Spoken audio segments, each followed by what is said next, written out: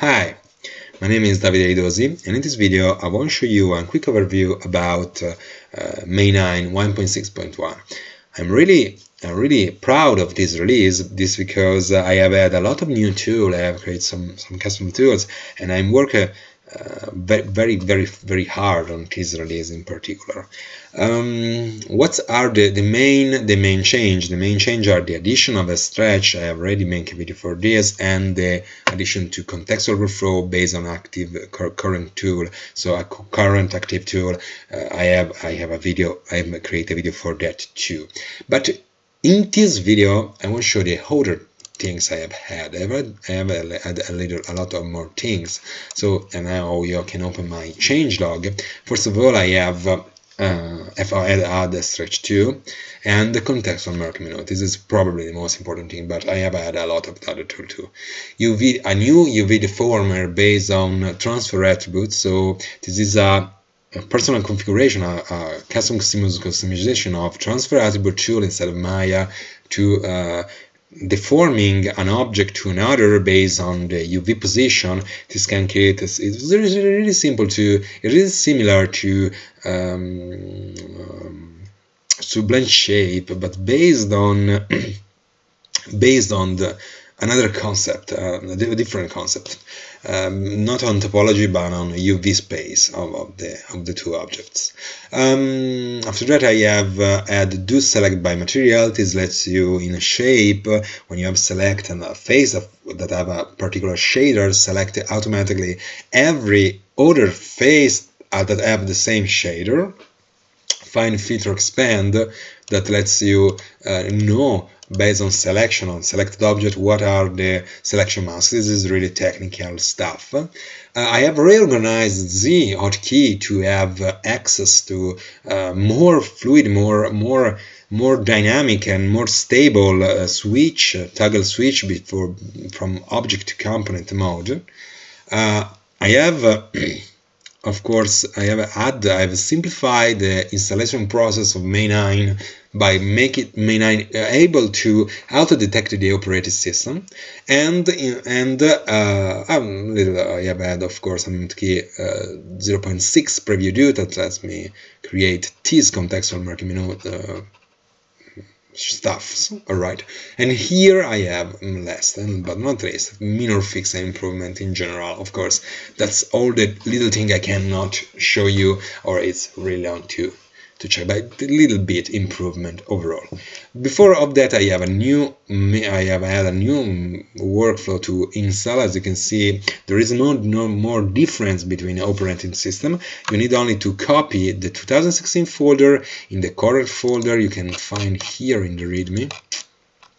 Based on, of course, the operating system. I'm under Windows, under my documents, Maya. I need to backup this one. And now I can paste my folder. That's all. Now May9 is ready and I can run up it. Alright, very fast. I want to show you the other thing. Changelogs again. Alright, first one, UV deformer based on transform attributes. The most simple way to show you is that I create a sphere. So Z middle mouse button sphere, Z middle mouse button plane. Now I can add my subdivision. Alright, what are the elements that match this zoo object? Is the UV.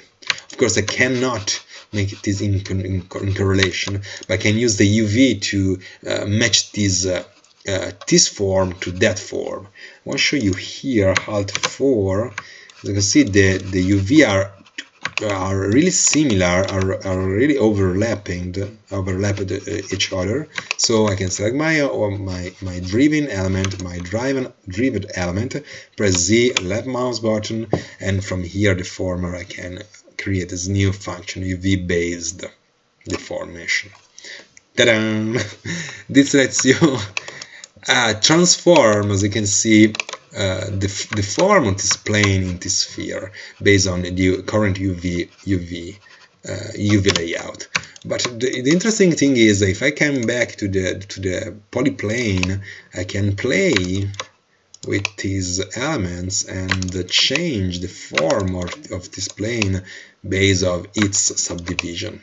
Very, very interesting. Of course, this is a live connection, so I can deform this element and the other element change correctly. This is transfer output node, so I can show you. Sorry.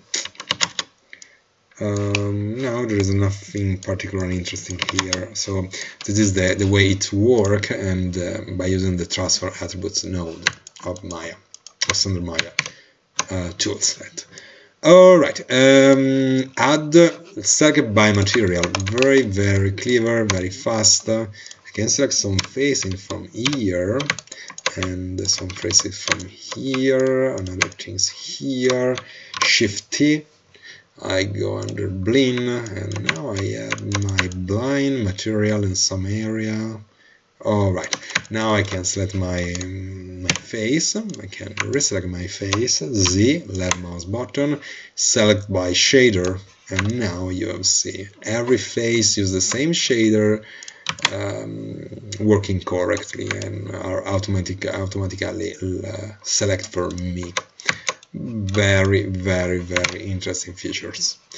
All right, great. We can go on faster. Find, filter, expand. So yes, this is technical stuff, and I need to open up my elements. If I select a poly object, press Z, middle mouse button, sheen, under sheen manager, define selection.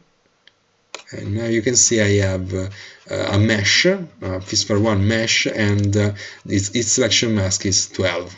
Very, very simple. This lets you help when you need to create some selection script, something like this. I want to show you immediately. Windows, setting preferences, hotkey editor, and from hotkey editor you have my custom script. I create some script on multi-selection here. All right, from here you have your an example selection mask 12, because I have a multi-selection based on mesh components. Very good. Reorganized Z hotkey for better toggling behavior. Very simple. I can press Z and release. As you can see, I have my toggling on and off inside of the object. This works on any kind of components. For example, if I press my Z and left mouse button, I can add my dynamics, and from here I can use my fill particle, for example, and as you can see, this is hide. This is my particle Z, from select particle Z to come back. Very, very fast and simple. And I think so for this video is enough. Alright, great. I hope you like it, I hope you find it useful, and bye.